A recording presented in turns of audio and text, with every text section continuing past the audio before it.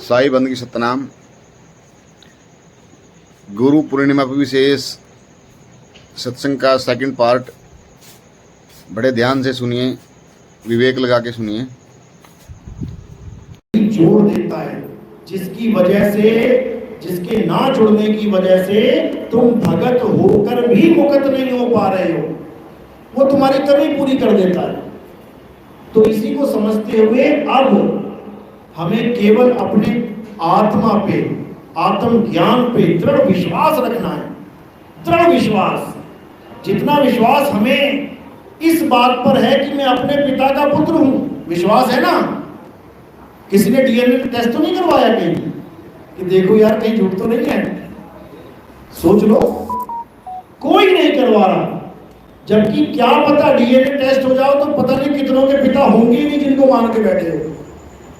ये सही बता रहा हूं मैं। मां को सब पता है कि ये पुत्र किसका है, लेकिन हम विश्वास करके बैठे हैं कि मैं इसी का पुत्र हूं। अरे जब दुनियावी पिता पे इतना विश्वास कर लिया तो उस जगत पिता पे क्यों नहीं कर लेते। दुनियावी पिता भी तुम्हारे बिना मांगे तुम्हें सब कुछ देता है, उसको सब पता है कि मेरे बच्चे को क्या चाहिए, लेकिन तुम उसको सुनाने में लगे हो कि मुझे क्या चाहिए। दिन में 4-4, 5-5 बार भीख मांग रहे हो। साहिब यही समझा रहे हैं कि भीख मांगना बंद करो। जिस दिन तुमने भीख मांगना बंद कर दिया वो सब कुछ देना शुरू कर देगा। अरे बिन मांगे मोती मिले और मांगे मिले ना भीख। अगर मांगने से सब कुछ मिल जाता ना, सबके छत पे हेलीकॉप्टर खड़ा होता आज। कौन कम है मांगने में। भगवान मेरी 100 करोड़ की लॉटरी लगा दो, 2 मिनट का काम है, जाओ माथा टेको 100 करोड़ की लॉटरी मांग लो। क्यों नहीं लग रही सबकी? क्योंकि भगवान भी केवल वो देता है जो तुम्हारे कर्म में निर्धारित है। एक आदमी आईपीएस की तैयारी कर रहा है, खूब पढ़ रहा है और मांग भी रहा है भगवान मैं आईपीएस बन जाऊं। पढ़ भी रहा है, मांग भी रहा है। अब जब नौकरी लग गई तो क्या कह रहा है, भगवान ने दिया। ना पढ़ता देता भगवान क्या। तो मांग भी वो रहा है जो उसको उस जीवन में चाहिए और जिसकी वो कोशिश भी कर रहा है। तो किस्मत में है तो मिल जाता है, टैग लग जाता है भगवान का। समझ लो इसको। अगर भगवान देने वाला है तो सबको देगा, ऐसा नहीं कि तुमको कुछ स्पेशल देगा। तो अब भिखारी नहीं बनना है, अब शहंशाह बनना है। और शहंशाह बनने का एक ही तरीका है, वो क्या है, अपने प्रभु की गोद में बैठ जाना। जैसे ध्रुव को ज्ञान दिया, ध्रुव अपने पिता की गोद में बैठने लगा तो उसकी माँ ने उतार दिया, सौतेली माँ ने। वो रोता रोता अपनी माँ के पास गया तो उसकी माँ ने उसे क्या ज्ञान दिया कि बेटा ये तो दुनियावी पिता है, इसकी गोद में तू बैठ भी गया, कल को ये नहीं रहेगा, फिर करना पड़ेगा। उस पिता की गोद में जाके बैठ, जहां एक बार बैठ गया तो तुझे उतार नहीं सकता कोई। छोटी सी उम्र 6 साल की, चला गया जंगल में भक्ति करने। तो वही चीज कबीर साहब ने भी अपनी वाणी में दोहराई है। नाम जपो जी ऐसे ऐसे, ध्रुव प्रहलाद जपयो हरि जैसे। यानी उस भाव से नाम जपो कि तुम कुछ दुनियावी चीज पाने के लिए नाम जप रहे हो, और उन लोगों ने दुनियावी चीजें छोड़ के नाम जपा। बिल्कुल उल्टा काम चल रहा है। ध्रुव ने सब कुछ होते हुए छोड़ दिया और तुम सब कुछ पाने के लिए लगे हुए हो। तो अब क्या करना है, अब सिंहासन पे प्रभु बैठे हैं, उनकी गोद में जाके बैठना है। अब तो जाए चढ़े सिंहासन और मिले हैं सारंग पानी। राम कबीरा एक भये हैं, कोई ना सके पहचाने। एक भय है, यानी तुम्हें भी उसने अपने जैसा बना लिया। अब कोई पहचान ही नहीं सकता कि कौन शहंशाह कौन भिखारी। भिखारी को शहंशाह बना दिया उसने। बस यहां अगर आप पहुंच गए तो फिर आप शहंशाही हो। फिर आपसे कोई टक्कर ले ही नहीं सकता। यानी अब आपको इस मोह बंधन में, इस माया जाल में कोई उलझा ही नहीं सकता। यही गीता में समझाया गया कि हे अर्जुन, ये दुनिया जो भी तुम्हें दिख रहा है दुनिया में, ये सब मेरी त्रिगुणी माया है।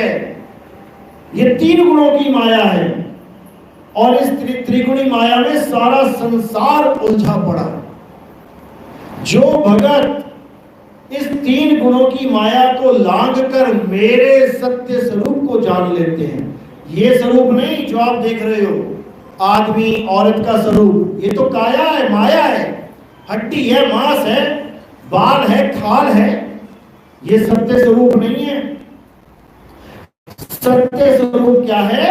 आत्म स्वरूप। कि जो इस माया को लांघ के आत्म स्वरूप को प्राप्त कर लेते हैं, हे अर्जुन, उनमें और मुझ में कोई फर्क नहीं रह जाता।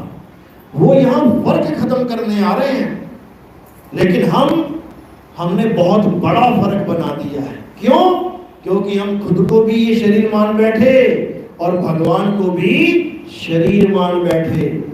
और जब तक शरीरों के झगड़े खत्म नहीं होते, तब तक किसी को भी मुक्ति मिलने वाली नहीं है, बिल्कुल नहीं है। तो जब अंत समय आता है और रूह कांप जाती है आदमी की कि बाप रे बाप, मरने वाला हूं, क्या करूं मैं? अब डिमांड रख देता है कि मेरी काया खत्म ना हो, मुझे जीवन मिल जाए। वही अगले जन्म का बीज है। और जैसे ही तुमने बीज बो दिया, अब समझ लो कि ये पेड़ बनने से कोई नहीं रोक सकता, कोई नहीं रोक सकता।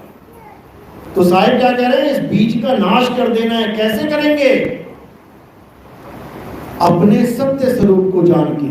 जैसे ही अंत समय में तुम अपने स्वरूप को प्राप्त करोगे, उसी वक्त तुम्हारा इस काया से मोह भंग हो जाएगा। उसी वक्त तुम्हारा करोड़ों अरबों रुपए का हेलीकॉप्टर है, तुम उड़ा रहे हो, जैसे हेलीकॉप्टर ने इंडिकेशन दे दिया कि भैया ये ब्लास्ट होने वाला है, देखो क्या होता है, उसी वक्त छलांग मार देता है पायलट पैराशूट लगा के, क्योंकि उसको पता है ये मेरा स्वरूप नहीं है, भले अरबों खरबों का है, मैं कुछ और हूं और ये हेलीकॉप्टर कुछ और है।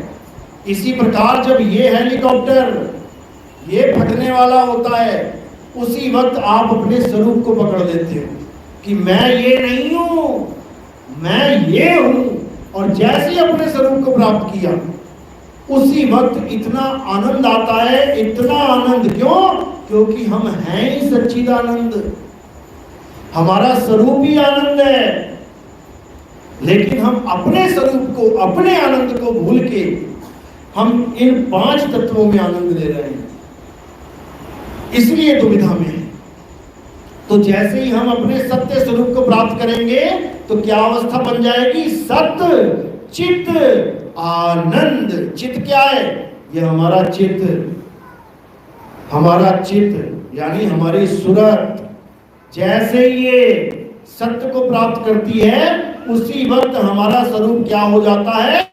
का मतलब है सत्य को प्राप्त करके आनंद में रहना। तो जैसे ही तुम अपने आनंद में आओगे, अब ये काया जाने दो। जैसे तुम केले लेके आते हो, देख के तो केले का छिलका ही लेके आते हो, हरा है कि पीला है, लेकिन जब केला खाते हो तो केले का छिलका कहां जाता है? डस्टबिन में। इसी प्रकार ये है केले का छिलका। जैसे तुमने अपने आनंद को प्राप्त किया, अब तुमने इस केले के छिलके को डस्टबिन में डाल देना है। तो इसी को बोल रहे हैं कबीर साहब, जिस मरने से जग डरे मेरे मन आनंद, और मरने पर ही पाइए पूर्ण परमानंद। जब तक तुम्हें मरना नहीं आ गया, मरने का मतलब अपने आप को प्राप्त करना, नाशवान काया से हटके अपने स्वरूप को पाना। जब तक ये नहीं समझ में आ गया, जब तक तुम कभी मृत्यु से भय मुक्त हो ही नहीं सकते, हो ही नहीं सकते।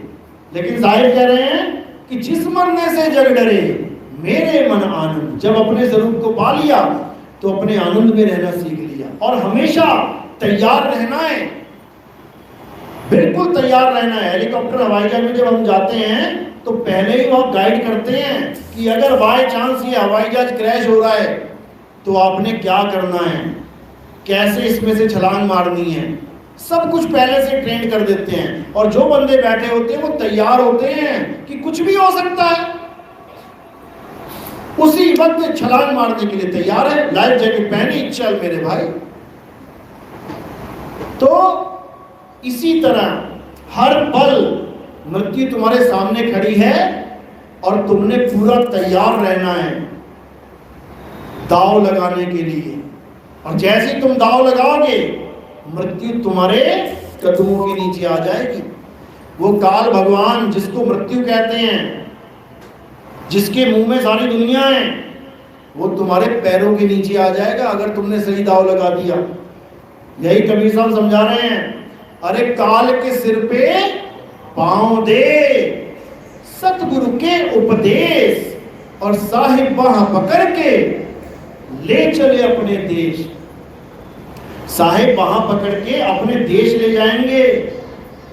और कौन सा देश छूट जाएगा हमेशा के लिए? ये 3 लोक। अरे 3 लोक है देह में, रोम रोम में धाम, फिर सतगुरु ना पाइए सार शब्द निजाम। अरे सार शब्द है शिखर पर और मूल ठिकाना सोए, फिर सतगुरु पाए नहीं लाख कथे किन कोई। ठिकाना भी बता दिया, समझा भी दिया, लेकिन फिर भी इस जीव की बुद्धि में बात नहीं जा रही है, बात नहीं जा रही है।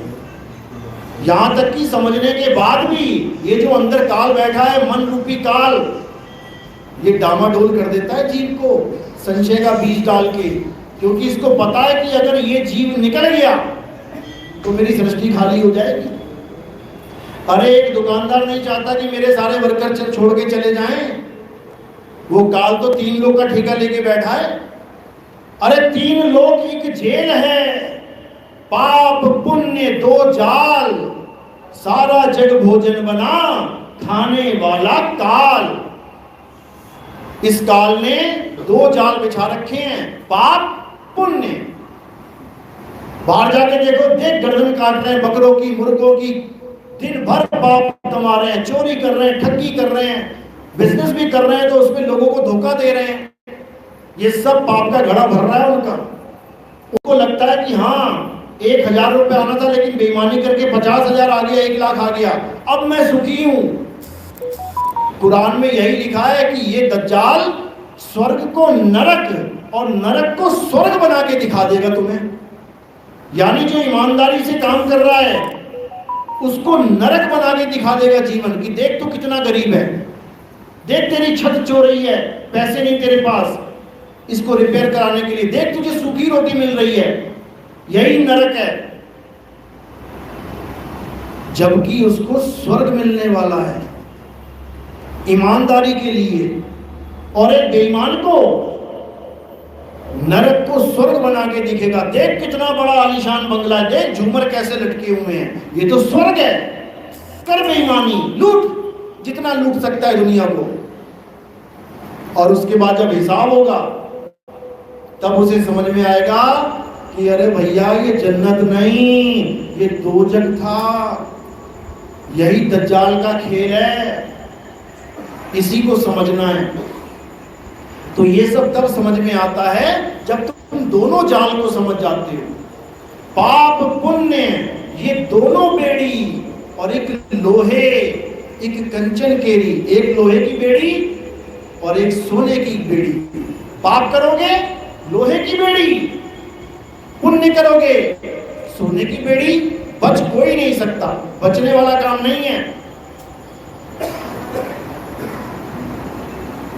क्योंकि बहुत से लोग ये सोचते हैं कि बस पुण्य करते जाओ, पाप मत करो, भगवान अपने आप मुक्त कर देंगे। ये तुम्हारी गलतफहमी है। यहां ना तो कोई पापी बचेगा और ना ही यहां कोई पुण्यकर्मी बचेगा। दोनों को सजा मिलेगी, बेड़ी दोनों को लगेगी, पापी को लोहे की लगेगी और पुण्य करने वाले को सोने की लगेगी। बचना कैसे है? अरे बचना चाहो काल जाल से, चीनो शब्द हमारा, और कहे कबीर अमर कर राखूं जो निज होए हमारा। पाप और पुण्य दोनों से बचना है तो अकर्ता हो जाना है, अकर्ता। जिस दिन तुम अकर्ता हो गए, यानी जो तुम कर रहे हो ये सब परमात्मा को समर्पित करते जाना है, अपना कुछ भी नहीं समझना है। क्योंकि अगर तुमने अपना कुछ समझ लिया तो फल भुगतने के लिए तैयार रहना, याद रखना इस बात को, फल भुगतने के लिए। जैसे बिहार से लोग जाते हैं पंजाब खेती बाड़ी करने, किसी जाट के यहाँ, खूब कमाते हैं, खूब मेहनत करते हैं, खूब दाना लगाया, खेती बाड़ी करी, झोना लगाया, उसके बाद घर को चले गए। अब एक बार भी चिंता नहीं करते, लगेगा नहीं लगेगा, फसल होगी नहीं होगी, बिकेगी नहीं बिकेगी, मतलब ही नहीं है कोई, क्योंकि उसको पता है झोना मेरा है ही नहीं। जो किया जाट के लिए किया। इसी प्रकार जो तुम कर रहे हो यहाँ पे, पहली बात तो तुम कुछ करते ही नहीं हो, लेकिन जो भी तुम यहाँ पर लग रहा है तुम्हें मैं कर रहा हूं, वो भी समर्पित करते जाना है। अपना फर्ज निभाओ और निकल जाओ। अच्छा होगा या बुरा होगा ये प्रकृति पे छोड़ दो, क्योंकि यहाँ पर जितने भी लोग बैठे हैं, जितने भी संसार में जीव हैं, सब के सब अपना किया भोग रहे हैं और सबको भोगना पड़ेगा। ना कोई इंसान बचेगा, ना कोई देवी देवता, ना कोई ऋषि मुनि, सबको श्राप लगे हैं, सबने भुगते हैं। सबको वरदान मिले हैं, जो जो वरदान मिला है उसको भुगता है उन्होंने। तो ये श्राप और वरदान, ये पुण्य और ये पाप, ये दोनों जंजाल है। दोनों से बाहर आ जाओ, तब समझो कि अब तुम्हें एनओसी मिलेगी यहां से, नो ऑब्जेक्शन सर्टिफिकेट। यानी अब इससे कोई मतलब नहीं है, क्योंकि इसने अपना समझ के कुछ किया ही नहीं, तो अब इसको क्या सजा दे और क्या इसको इनाम दे, ये तो निकल गया। इसी को कबीर साहब ने बार बार समझाया, बार बार, कि इस माया को कभी भी असल मत समझ लेना। जो घर में तुम्हारे बीवी बच्चे हैं केवल इसलिए हैं क्योंकि तुम्हारे परिवार में जन्म ले लिया, इसलिए तुमने उसको अपना मान लिया। वही दूसरे परिवार से जन्म ले लेते, कभी ना मानते, कभी भी ना मानते। और जिसको अपना मानोगे वही दुख का कारण बनेगा। पड़ोसियों के 3 लड़के मर गए, कोई दुख नहीं है, खाना खा रहे हो शाम को आराम से, बातें भी कर रहे, हाय बड़े अच्छे थे, हाय तीनों मर गए, और खाना भी खा रहे हो। अपना एक मर गया, कहो 3-4 दिन गले से रोटी ना निकले। समझो यही माया है। इसी माया को समझ के इससे दूर हो जाना है। अर्जुन भी रोने लगा, मेरा अभिमन्यु मर गया, मेरा अभिमन्यु मर गया, आपके होते मर गया। कृष्ण जी कहते हैं अच्छा चल तुझे अभिमन्यु से बात कराता हूं। अभिमन्यु प्रकट कर दिया। अब वो देख रहा, अरे मेरा बेटा तू कैसा? कहता किसका बेटा? कौन सा बेटा? अरे पता नहीं तू कितनी बार मेरा बेटा हो लिया, पता नहीं कितनी बार तेरा बेटा हो लिया, कितनी बार तू मेरा दुश्मन हो लिया, कितनी बार मैं तेरा दुश्मन हो लिया।